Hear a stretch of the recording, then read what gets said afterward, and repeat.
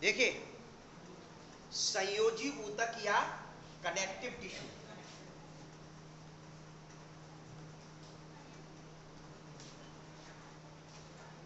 बातचीत नहीं बेटा, इसको क्या कहा जाता है? संयोजी ऊतक कहा जाता है। कनेक्टिव का मतलब है कि ऐसा ऊतक जो जोड़ने का कार्य करता हो, ऊतक से ऊतक को जोड़ने का कार्य करता हो, ऊतक से अंगों को जोड़ने का कार्य करता हो, उस ऊतक को क्या कहा जाता है? कनेक्टिव टिश्यू कहा जाता है, या कनेक्टिव ऊतक या संयोजी ऊतक के नाम से जाना जाता है। यानी सेल टू सेल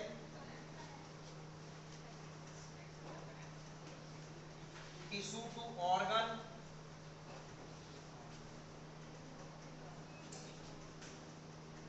लिंकिंग या कनेक्ट करने का, लिंकिंग मतलब जोड़ना, लिंकिंग का मतलब क्या होता है?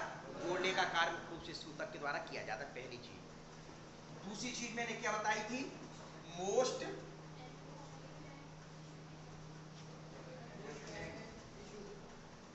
आप तो हिंदी में बोल दिया करें, मोस्ट अबंडेंट टिश्यू, यानी कि सबसे अधिक मात्रा में पाए जाने वाला ऊतक संयोजी ऊतक होता है। अपने शरीर में सबसे अधिक मात्रा में पाए जाने वाला ऊतक कौन सा होता है?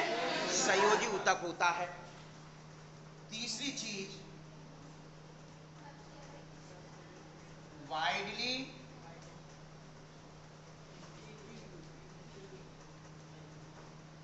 डिस्ट्रीब्यूटेड टिश्यू, यानी वाइडली डिस्ट्रीब्यूटेड मतलब सबसे अधिक फैलने वाला टिश्यू, सबसे अधिक मात्रा में फैला हुआ टिश्यू कौन सा होता है? संयोजी ऊतक मुख्य रूप से होता है। क्लियर? पहली चीज तो ये हुई। अब ये ऊतक जो आपको क्लियर मैं कह चुका, यानी जोड़ने का कार्य कर रहा है, लिंकिंग का कार्य कर रहा है, अर्थात सपोर्ट प्रोवाइड कराने का कार्य करता है। क्या का कार्य करता है? सपोर्ट, मतलब सपोर्ट का मतलब क्या होता है? सहारा प्रदान करने का। क्या सहारा प्रदान करने का कार्य जो करता है वह कौन सा ऊतक होता है? संयोजी ऊतक ही होता है। अब संयोजी ऊतक को कई रूप में ले लेते हैं, संयोजी ऊतक को कई रूप में ले लेते हैं, यानी कि टाइप्स के रूप में पढ़ना चाहे या मॉडिफिकेशन इसका हो जाता है, तो वो कौन कौन सा है? नंबर एक, कार्टिलेज, यानी टाइप्स है एक तरीके से, सोनम। नंबर दो, बॉन, नंबर दो बॉन, और नंबर तीन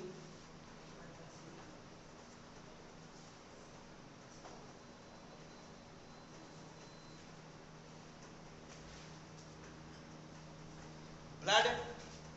नंबर तीन कौन सा होता है? ब्लड होता है। तो वास्तविक तौर पर मतलब देखा जाए कि कार्टिलेज है, बोन टिश्यू है। कौन सा टिश्यू है? कार्टिलेज है, बोन टिश्यू है। तो बोन आप जानते हो क्या होते हैं? आप उधर टर्न करके देखिए, वो देखिए वो क्या बना हुआ है? हड्डियों का ढांचा।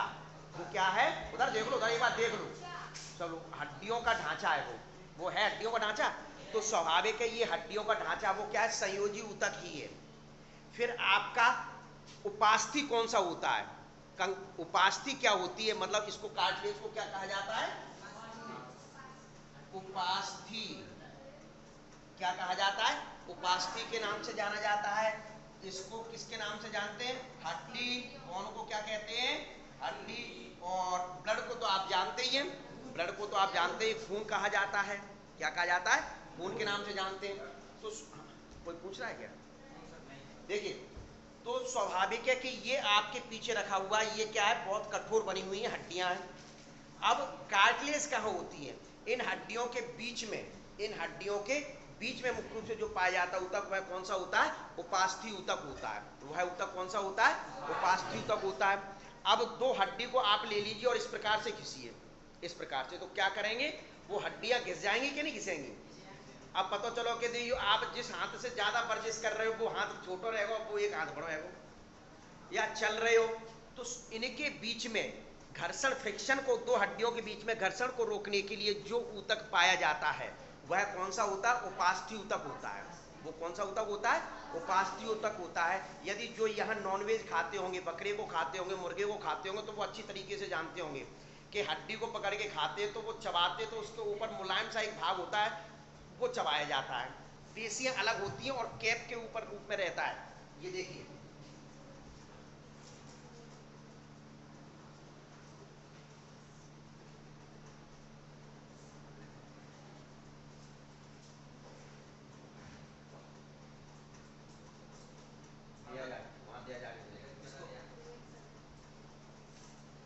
देखिए इस प्रकार से लेयर पाई जाती है। तो ये उपास्थि तक होती है कि दो हड्डियों को मूवमेंट कराने के दौरान, गति कराने के दौरान घर्षण को रोकने का कार्य मुख्य रूप से इनके द्वारा किया जाता है। तो अब जैसे देख लो, ये देखो, ये जो है इधर इधर सभी देखें, ये क्या है, ये क्या है, आप हड्डी थोड़ी, ये कान है, ये कान में ये कौन सा वो है, ये पेशियां भी नहीं है। तो ये क्या है, उपास्थि है। ये क्या चीज है, उपास्थि है, कार्टिलेज है। क्या चीज है, कार्टिलेज है। ये आपकी नोज टिप्स, ये देखो, ये हड्डी है, ये सभी लोग जानते हैं हड्डी। और ये वाला जो भाग है, ये कौन सा, उपास्थि है। क्या, तो ये उपास्थि होता है। इसके अलावा कनेक्टिव टिश्यू में, ये तो आपका जो ब्लड है सो है ही, ब्लड है तो है ही, लेकिन ब्लड में यहाँ जो कोशिकाएं पाई जाती है वो कोशिकाएं इस वाले भाग में नहीं होती। पहली बात, यहाँ जो तंतु पाए जाते हैं वो तंतु यहाँ नहीं मिलेंगे, यहाँ तंतु नहीं मिलेंगे। तो कनेक्टिव टिश्यू किस चीज का बना हुआ होता है, तो उस चीज को देखिए। सबसे पहला मैट्रिक्स, अर्थात एक द्रव होता है। क्या होता है, द्रव होता है। कोशिकाओं के बीच में क्या पाया जाता है, मैट्रिक्स। नंबर 2 क्या होता है, संयोजी ऊतक में क्या क्या चीजें पाई जाती है, सेल यानी कोशिका होती है। नंबर 3 क्या होता है संयोजी ऊतक में,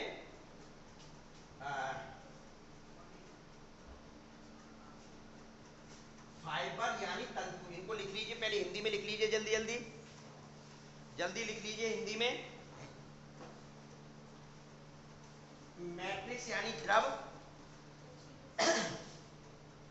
मैट्रिक्स द्रव, और सेल का मतलब कोशिका होता है। सेल का मतलब क्या होता है, कोशिका। और तीसरी चीज कौन सी, फाइबर यानी तंतु। फाइबर का मतलब क्या होता है, तंतु। यहाँ एक ऊतक और मैं आपको बताना चाहूंगा, आपके शरीर में पाया जाता है। ये तो दोनों आपको मैंने बताई दिए, ये तीसरा पहले। यहाँ आपका फैटी टिश्यू, कौन सा टिश्यू, फैटी टिश्यू। और चौथे नंबर पर ब्लड लिख लीजिए। देखिए, ब्लड लिख लीजिए। एक थोड़ा सा मैं डायग्राम आपको वैसे ही नॉर्मल तरीके से बता देता हूँ कि ये कहाँ कहाँ पाया जाता है। जैसे ये बेसमेंट मेम्ब्रेन, ये मैंने क्या बनाया, पूरी त्वचा हो गई यहाँ से यहाँ तक। ध्यान है क्या आपको बताया था, इधर उधर बोलो, यदि इससे अड़ रहा हो तो इधर उधर उड़ जाया करो। ये एपिडर्मिस, ये डर्मिस। इसके नीचे जो ऊतक पाया जाता है वो कौन सा ऊतक, ध्यान होगा तो संयोजी ऊतक ही मैंने बताया था। संयोजी ऊतक, इस ऊतक को एरियोलर ऊतक कहते हैं। संयोजी ऊतक का ही एक वो है, एरियोलर ऊतक कहा जाता है। कौन सा ऊतक कहते हैं, एरियोलर। फिर इसके नीचे विशिष्ट प्रकार की कोशिकाएं पाई जाती हैं जो फैटी सेल्स कहलाती, यानी बसीय कोशिकाएं। बसीय कोशिकाएं कहलाती हैं, जो एक मोटा स्तर बनाने का कार्य करती है। त्वचा के नीचे एक मोटा स्तर बनाने का कार्य करती है, जिसको बसीय स्तर कहते हैं। तो बसीय स्तर क्या कार्य करेगा, बसा का संग्रहण करने का कार्य करेगा। यानी बसा में जो कोशिकाएं पाई जाती हैं वह बसीय कोशिकाओं, जो कोशिकाएं हैं वह संग्रहण करने का कार्य करेंगी। किसको संग्रहण करने का कार्य करेंगी, बसा को संग्रहण करने का कार्य करेंगी। जो जितना मटेरियल फैटी मटेरियल को खाता है, ऑयली मटेरियल को जो खाता है, घी दूध जितना भी खाता है, तो वह व्यक्ति देखा होगा उतना ही थोड़ा फैटी होता है। और वर्क लोड उतना करता नहीं है, या वर्क उतना करता नहीं है, तो जिसके कारण वह व्यक्ति उतना ही मोटा हो जाता है। तो उस मोटा कहाँ होता है, इस त्वचा के नीचे एक लेयर कोशिकाओं का स्तर पाया जाता है, जिसको बसी स्तर कहा जाता है। बसी स्तर काय का बना हुआ, बसी कोशिकाओं का। बसी कोशिकाओं में क्या पाया जाएगा, बसा संग्रहित रूप में पाई जाएगी। क्या, तो वो जो बसा है, जो कहते हैं ना कि हमारा बच्चा मोटा हो तो हमको बहुत अच्छा लगता है, बहुत खतरनाक है। क्या, और क्या, मोटापा खतरनाक है, ओबेसिटी बॉडी के लिए डेंजर। तो आदमी क्यों दौड़ भाग करता है, आपका मोटापा है तो ये मान के चलिए उसके शरीर में 2 बीमारियां तो आपको लिखित में दे देता हूं कि बीपी की प्रॉब्लम हमेशा रहेगी, हार्ट से रिलेटेड प्रॉब्लम रहेगी, शुगर वाली प्रॉब्लम रहेगी। तो स्वाभाविक है कि इस प्रकार से ये जो स्तर है बहुत अधिक मोटा होता है। जैसे आपके हाथी में देख लीजिए, हाथी में देख लीजिए, या फिर व्हेल सील मछली होती है उसमें देख लीजिए, उस स्तर को वहां कहते हैं जिसमें अधिक मोटा होता है, ब्लब्बर के नाम से जानते हैं। किस नाम से जानते हैं? बसी ऊतक जिस स्थान पर अधिक मोटा होता है उसको क्या किस नाम से जानते हैं? ब्लब्बर के नाम से जाना जाता है। तो ये आपका ऊतक है। अब मैट्रिक्स, सेल और फाइबर, पहले इनके बारे में पढ़ लेते हैं, फिर टाइप्स तो चुटकियों में हो जाएंगे। क्या टाइप्स? तो जो इनको टाइप्स अलग अलग प्रकार के वो मैं बताऊंगा कौन कौन से। तो सबसे पहले देख लीजिए मैट्रिक्स। क्या मैट्रिक्स कहां से आया? मैट्रिक्स कोई विशिष्ट पदार्थ नहीं है। इन कोशिकाओं के जो संयोजी ऊतक के अंतर्गत जो कोशिकाएं आती हैं उन कोशिकाओं के द्वारा स्रावित ही पदार्थ होता है। कई कोशिकाएं होती हैं, जैसे सबसे पहले प्लाज्मा सेल। कौन सी cell? Plasma cell.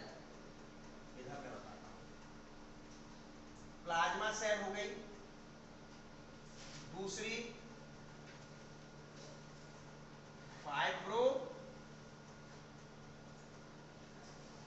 Blast, fibroblast cell होती है। कौन सी सेल होती है? फाइब्रो ब्लास्ट सेल होती है।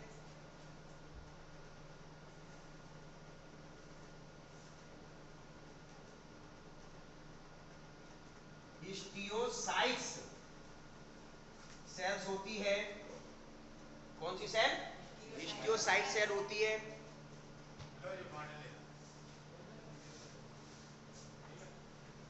मैक्रोफेज सेल्स होती हैं। कौन सी सेल्स होती हैं? मैक्रोफेज सेल्स होती हैं। इसके अलावा भी बहुत सारी सेल्स होती हैं। प्लाज्मा सेल्स क्या करती है? प्लाज्मा सेल्स क्या करती है? सबसे पहले तो ये देखिए, प्लाज्मा सेल्स मुख्य रूप से एंटीबॉडीज, मतलब जो आपके शरीर में हानिकारक पदार्थ होते हैं उनको मार गिराने का कार्य करती है। यानी वो कार्य कौन किसके द्वारा किया जाता है? एंटीबॉडीज के द्वारा। किसके द्वारा किया जाता है? एंटीबॉडीज के द्वारा कार्य किया जाता है।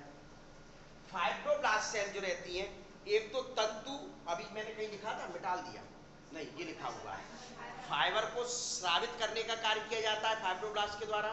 काय के द्वारा? फाइब्रोब्लास्ट के द्वारा स्रावित करने का कार्य किसके द्वारा किया जाता है? फाइब्रोब्लास्ट कोशिकाओं के द्वारा। इनके यही नाम है, हिंदी में नहीं है। आप ये सोच रहे कि हिंदी में सर नहीं बता रहे हैं, इनके यही नाम है। तो पहले ये चीज। इसके अलावा मैट्रिक्स को सीक्रेट भी मुख्य रूप से यही कोशिकाएं करती है। अभी मैंने बोला था कि संयोजी ऊतक के अंतर्गत आने वाली कोशिकाएं ही मैट्रिक्स बनाने का कार्य करती हैं। तंतुओं को बनाने का कार्य कौन करेगा? संयोजी ऊतक के अंतर्गत आने वाली कोशिका। तो वो कोशिका कौन सी है? फाइब्रोब्लास्ट कोशिका है, जो फाइबर का निर्माण करती है और साथ ही साथ मैट्रिक्स का निर्माण भी इसके द्वारा किया जाता है। हिस्टियोसाइट्स कोशिकाएं, मैक्रोफेज कोशिकाएं, हमारे शरीर में जो कोशिकीय कचरा होता है, जो कोशिकीय कचरा होता है उसको पचाने का कार्य जो किया जाता है वो किसके द्वारा किया जाता है? हिस्टियोसाइट, मैक्रोफेज। अब आप लोगों ने देखा चोट लगती है आपको, चोट लगने के दौरान मुख्य रूप से क्या होता है कि एकदम बाहरी जो दुश्मन है अपने, वो आक्रमण करते हैं अपने ऊपर। अनदेखे दुश्मन है, दिखाई नहीं देती है, लेकिन वहां डब्ल्यूबीसी जो कोशिकाएं होती हैं, क्या डब्ल्यूबीसी की जो कोशिकाएं, बेसोफिल्स है, न्यूट्रोफिल्स जो कोशिकाएं होती हैं, क्या प्लाज्मा सेल्स जो है, मैक्रोफेज जो है, वो लठिया लेके जो खड़े हैं, आ जाओ, कैसे आएंगे? जैसे ही आएंगे वैसे ही मारते हैं। अब किसको मारा? बैक्टीरिया को मार गिराने का कार्य मुख्य रूप से। अब वहां वो बैक्टीरिया तो मर गए, अब लेकिन वो सड़े गले कोशिकाओं को कुछ ने नष्ट कर दिया, तो वो कचरा हो गया कि नहीं हो गया? तो इनको मुख्य रूप से पचाने का कार्य करता है। तो वो किसके द्वारा कार्य किया जाता है? इनके द्वारा किया जाता है। एक बहुत विशिष्ट प्रकार की कोशिका आती है, ये फैट सेल, तो मैं आपको पहले बता ही चुका हूं कि वसा को संग्रहित करने का कार्य करती है। एक और कोशिका आती है जिस कोशिका को मास्ट सेल कहते हैं। बहुत महत्वपूर्ण कोशिका है, बहुत ही महत्वपूर्ण कोशिका है, जिसको क्या कहा जा रहा है बच्चों?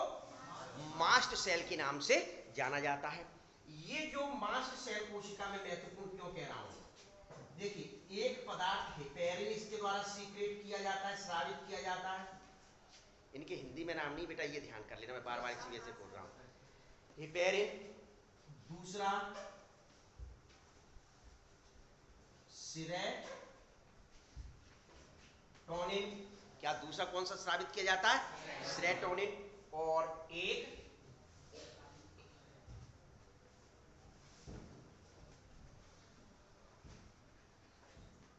हिस्टामिन। ठीक है, तो पहले हेपेरिन हमारे शरीर में रुधिर क्यों नहीं जमता है? रुधिर वाहिनियों के अंतर्गत जैसे रुधिर वाहिनी को काट दो रुधिर जमने लगता है, क्यों नहीं जमता है? एक तो रुधिर वाहिनी अंदर से चिकनी होती है, दूसरी ये जो पदार्थ ये कार्बोहाइड्रेट है, ये जो पदार्थ है हेपेरिन, ये जो पदार्थ है हेपेरिन, हेपेरिन रुधिर में पाया जाता है जिसके कारण नहीं जमता। जैसे ही अब आपका प्रश्न होना चाहिए कि सर तो बाहर कैसे जम जाता है, ये क्या बोलती रुधिर रोक लेता है क्या?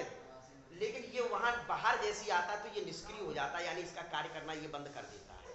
तो ये रुधिर वाहिनियों में रुधिर को जमने से रोकने का कार्य करता है, जमने नहीं देता। सेरोटोनिन, पहले हिस्टामिन समझ लीजिए। आप लोगों ने देखा होगा कभी कभार किसी को नए कपड़ों से एलर्जी होती है, किसी को डस्ट से एलर्जी होती है, धूल से एलर्जी होती है, किसी को गेहूं फटकने से एलर्जी होती है। नई नई बहुएं आती हैं कि मम्मी हम गेहूं नहीं फटक पाएंगे, कि काय नहीं फटक पाओ, कि हमें एलर्जी है, मरेगा जी।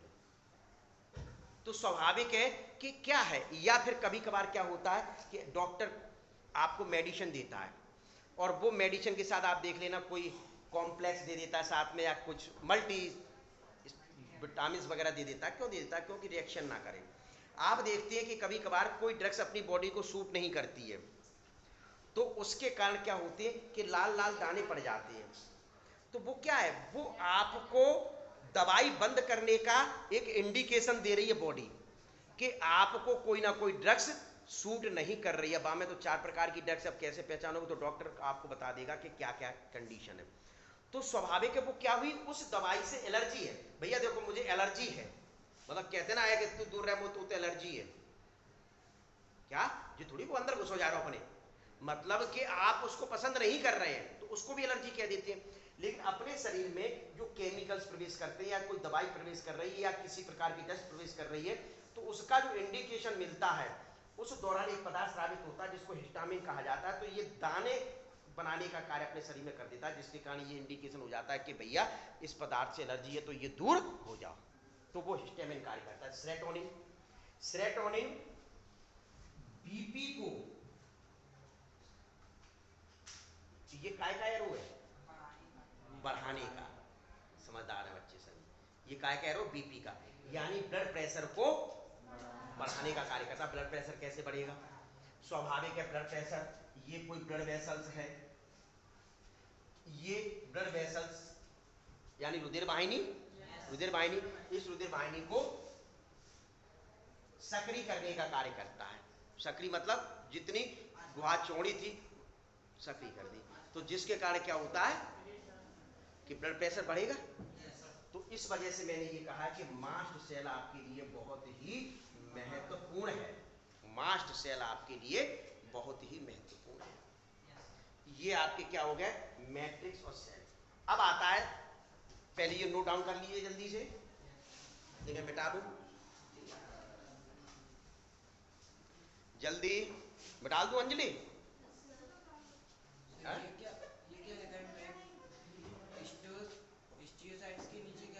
मैक्रोफेज। चलिए देखिए,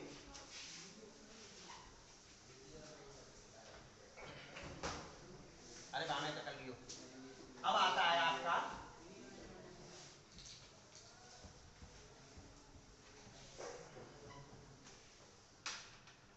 क्या बचा? दो चीजें, तीन चीजें बताई थी कि कनेक्ट टिश्यू 3 चीजों से मिलकर बना होता है। कौन कौन से? मैट्रिक्स, सेल और फाइबर। तो मैट्रिक्स और सेल में बता चुका। अब क्या आता है? फाइबर। वैसे तो और भी सेल्स पाई जाती, मैंने महत्वपूर्ण सेल के बताई हैं। अब जो आती है फाइबर,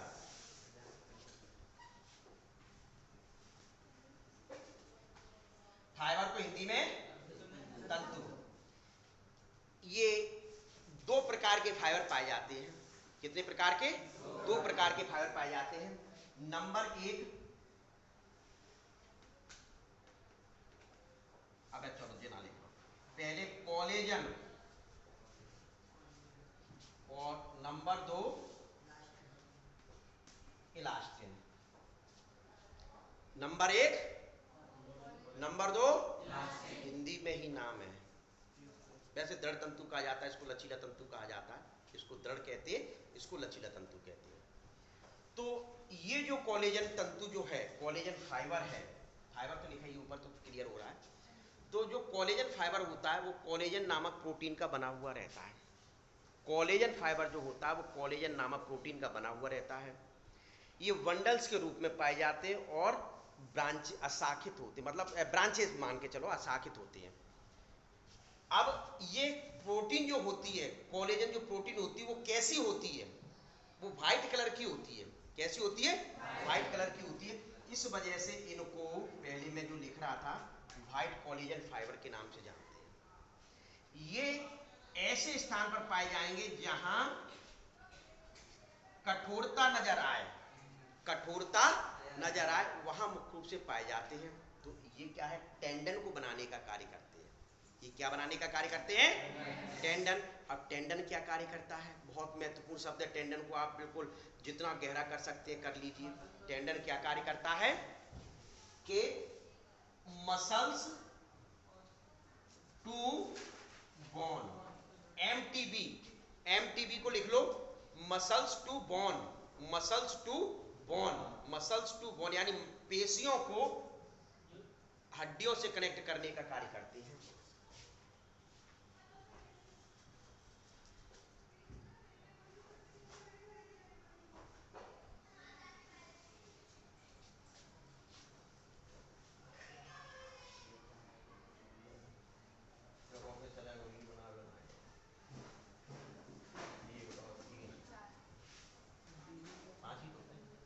ठीक है। अब यहां देखा होगा एक हड्डी जो होती है,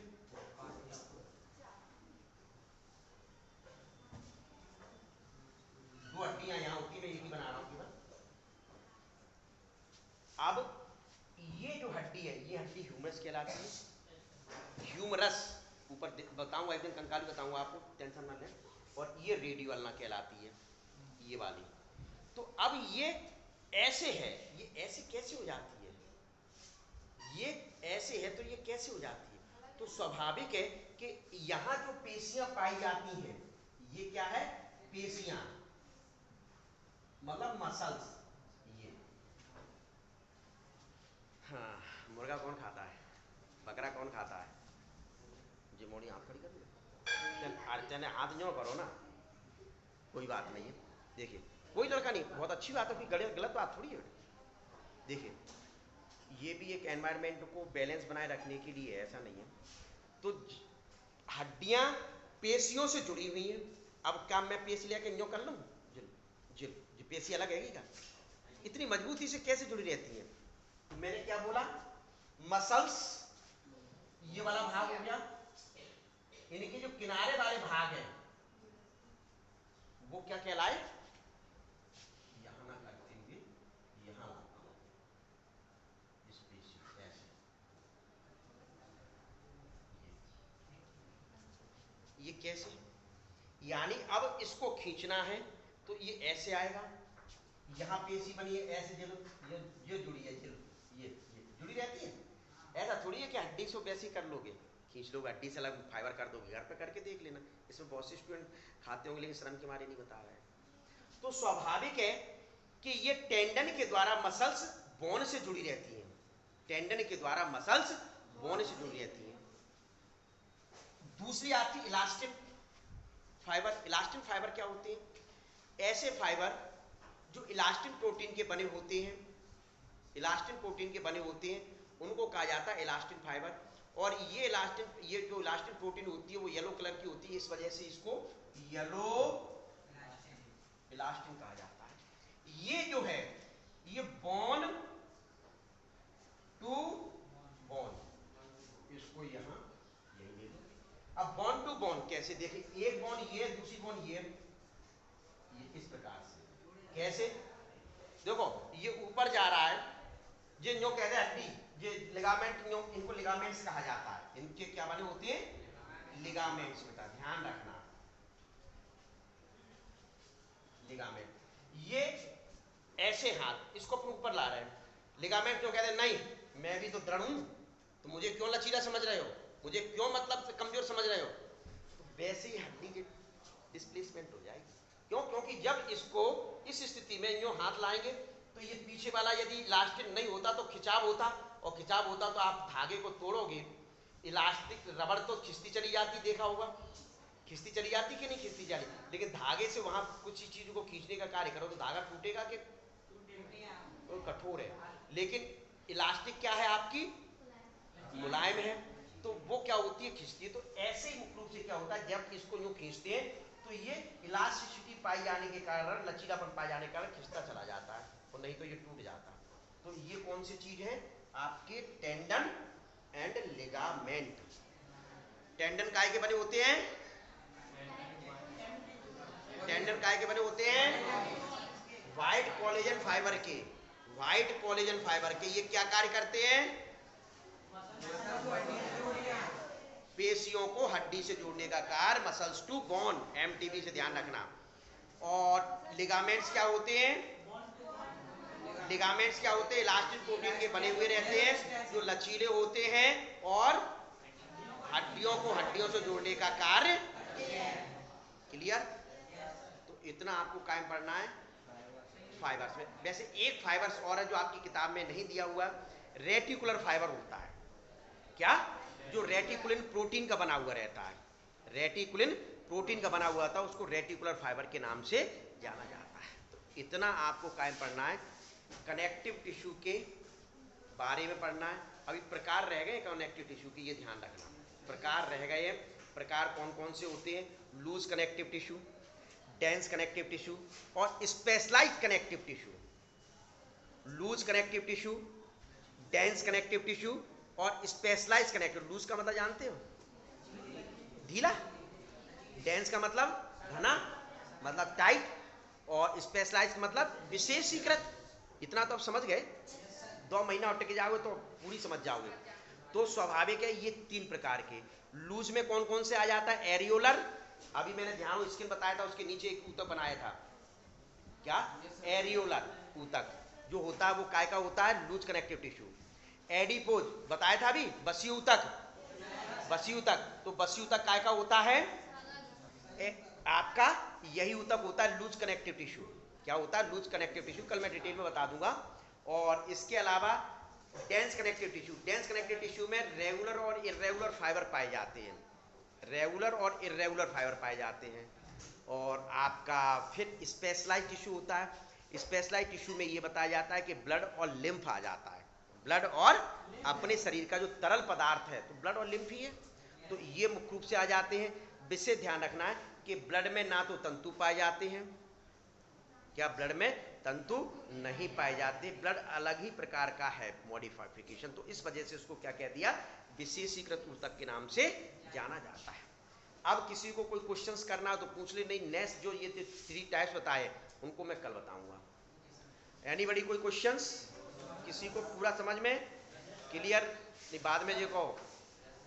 सर ये जियोसाइट्स और